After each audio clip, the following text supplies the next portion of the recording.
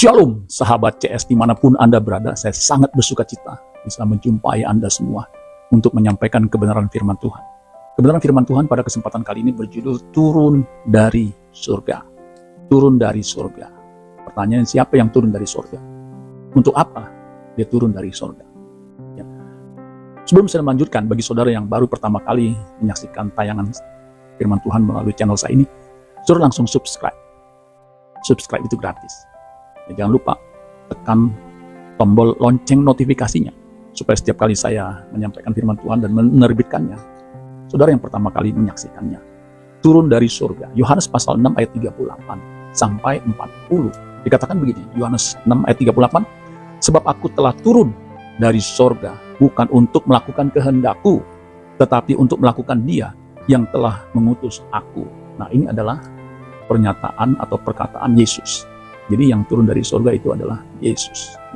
Tidak ada manusia yang dari surga kemudian turun dari surga ke bumi, ya, selain Yesus. Ayat 39. Dan inilah kehendak Dia, kehendak Bapaknya maksudnya, yang telah mengutus aku, yaitu supaya dari semua yang telah diberikannya kepadaku, jangan ada yang hilang, tetapi supaya kubangkitkan pada akhir zaman. Ayat 40 terakhir dikatakan, sebab inilah kehendak Bapakku, yaitu supaya setiap orang yang melihat anak dan percaya kepadanya beroleh hidup yang kekal, dan supaya aku membangkitkannya pada akhir zaman. Nah, kalau saudara perhatikan di situ dua kali Yesus mengatakan, supaya aku bangkitkan pada akhir zaman, aku membangkitkannya pada akhir zaman. Siapa itu? Orang yang percaya kepada Yesus beroleh hidup kekal. Tuhan menjanjikan akan dibangkitkan. Tentunya dibangkitkan untuk bisa hidup kekal selama-lamanya. Hidup untuk melakukan kehendak Allah, taat. Nah, saudara-saudara sekalian, jadi Yesus menegaskan bahwa Dia itu dari surga, turun dari surga. Ya. Di Yohanes 3 ayat 13, Dia pernah mengatakan begini, tidak ada seorang pun yang telah naik ke surga selain daripada Dia yang telah turun dari surga, yaitu Anak Manusia. Jadi yang naik ke surga itu nggak ada, siapapun manusia, ya, benar-benar naik ke surga nggak ada selain daripada Dia, yaitu Yesus, yang memang Dia berasal dari surga. Ya, bagaimana dengan Paulus? Paulus itu penglihatan, rohnya yang diangkat ke langit 3, saudara, ya, bukan ke surga seperti yang Yesus maksudkan. Yohanes 8 ayat 23, lalu Ia berkata kepada mereka, kamu berasal dari bawah, aku dari atas. Kamu dari dunia, aku bukan dari dunia ini. Jelas, Yesus berasal dari atas, dari surga. Ya, untuk apa? Dia turun dari surga. Tadi dijelaskan di ayat 39, dan inilah kehendak Dia yang telah mengutus aku. Kehendak Bapaknya mengutus Yesus yang dari surga itu untuk apa? Yaitu supaya dari semua yang telah diberikannya kepadaku, jangan ada yang hilang, tetapi supaya kubangkitkan pada akhir zaman. Jadi Yesus datang untuk mencari yang hilang, supaya jangan ada yang hilang. Itu adalah kehendak Bapa yang Dia harus lakukan.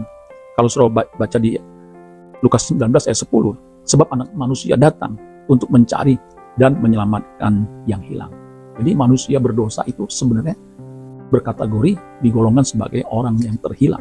Orang terhilang, tersesat, itu seperti domba yang akhirnya akan terposok masuk ke neraka jahanam. Itu kehendak Allah bagi Yesus yang Dia harus lakukan. Itu menjadi misinya, menjadi visinya yang harus Dia kerjakan. Makanya Yohanes 4 ayat 34, Yesus berkata begini, makananku ialah melakukan kehendak Dia yang mengutus aku dan menyelesaikan pekerjaannya.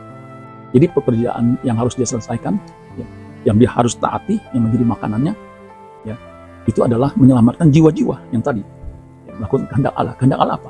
Jangan ada seorang pun yang terhilang. Ya, itu yang Yesus lakukan. Kalau kita baca di 2 Petrus 3 ayat 9, Tuhan tidak lalai menepati janjinya sekalipun ada orang yang menganggapnya sebagai kelalaian, tetapi Ia sabar terhadap kamu. Karena, perhatikan, Ia menghendaki supaya jangan ada yang binasa, melainkan supaya semua orang berbalik dan bertobat. Itu jelas. Yesus datang ketika Dia ke bumi, beritanya adalah apa? Bertobatlah kamu, sebab kerajaan Allah sudah dekat. Itu yang Tuhan kehendaki, yang Bapa kehendaki, supaya semua orang itu berbalik dan bertobat. Ya.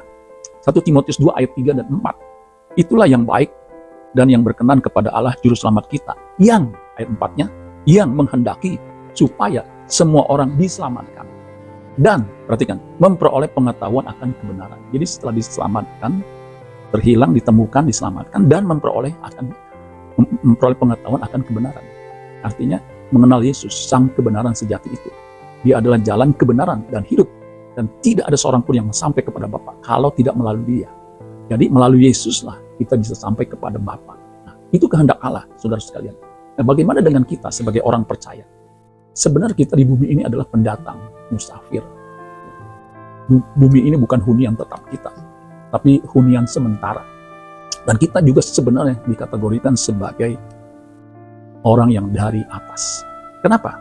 Waktu kita percaya Yesus, Yohanes 1 ayat 12, semua orang yang menerimanya diberinya kuasa supaya menjadi anak-anak Allah, yaitu mereka yang percaya dalam namanya. Jadi waktu kita percaya dalam namanya, nama Yesus, ya kita terhisap sebagai anak Allah yang berkategori, yang digolongkan sebagai turun dari sorga juga, saudara sekalian. Jadi itu status kita. Makanya Yesus berani mengatakan begini di Yohanes 17 ayat 16 sampai 19, mereka bukan dari dunia. Nah, ini maksudnya murid-murid yang percaya kepadanya, yang mengikuti Dia, yang memiliki nanti karakter seperti Yesus, namanya murid. Murid harus seperti gurunya. Mereka bukan dari dunia, sama seperti aku bukan dari dunia. Itu jelas. Jadi para murid, orang yang percaya Yesus, yang diselamatkan, yang dikembalikan kepada rancangan Allah semula, itu di statusnya sebagai turun dari surga, berasal dari surga. Ayat 17, kuduskanlah mereka dalam kebenaran, firman-Mu adalah kebenaran. Jadi mereka yang percaya Yesus, supaya bisa menjadi serupa dengan Kristus, harus dikuduskan dengan firman, kebenaran itu. Sama seperti Engkau telah mengutus aku, ayat 18, ke dalam dunia, demikian pula aku telah mengutus mereka ke dalam dunia. Jadi tugas kita, misi kita pun sama, yaitu apa? Menyelamatkan jiwa-jiwa. Kita datang, kita ada di tengah-tengah masyarakat, tengah-tengah dunia ini, ya, untuk menjadi agen keselamatan, menjadi juru damai juga, menjadi pendamaian, ya, untuk melakukan misi pendamaian. Ayat 19, dan aku menguduskan diriku bagi mereka, supaya mereka pun dikuduskan dalam kebenaran. Jadi kebenaran itu akan menguduskan kita, sehingga kita menjadi efektif bagi kerajaan Allah. Jadi saudara dan saya yang percaya Yesus itu terhisap sebagai warga negara kerajaan surga, atau sama dengan turun dari surga, statusnya dari surga. Makanya kita harus melaksanakan misi yang Tuhan Yesus juga lakukan, yaitu menyelamatkan jiwa-jiwa. Ya, jadi saudara sekalian, kita ini orang percaya. Buktinya bahwa kita percaya dan dikuduskan berasal dari surga, itu Roh Kudus. Waktu kita percaya Yesus, di Efesus 1 ayat 13, di dalam Dia kamu juga, karena kamu telah mendengar firman kebenaran, yaitu Injil keselamatanmu. Di dalam Dia kamu juga, ketika kamu percaya, dimeteraikan dengan Roh Kudus yang dijanjikannya itu. Jadi saudara dan saya dimeteraikan oleh Roh Kudus. Roh Kudus diam dalam hidup kita. Untuk apa? Kita juga melakukan kehendak Allah. Kamu akan menerima kuasa kalau Roh Kudus turun ke atas kamu, dan kamu akan menjadi saksiku di Yerusalem, Yudea, Samaria, sampai ke ujung bumi. Untuk apa? Menyelamatkan jiwa-jiwa. Jadi saudara-saudara sekalian, kita pun punya misi yang sama seperti Yesus. Sebagaimana Bapa mengutus Yesus, demikian juga Yesus mengutus kita untuk melakukan kehendaknya, yaitu menyelamatkan jiwa-jiwa bagi hormat kemuliaan Bapa di sorga. Amin buat firman Tuhan. Tuhan Yesus memberkati. Sola Gracia.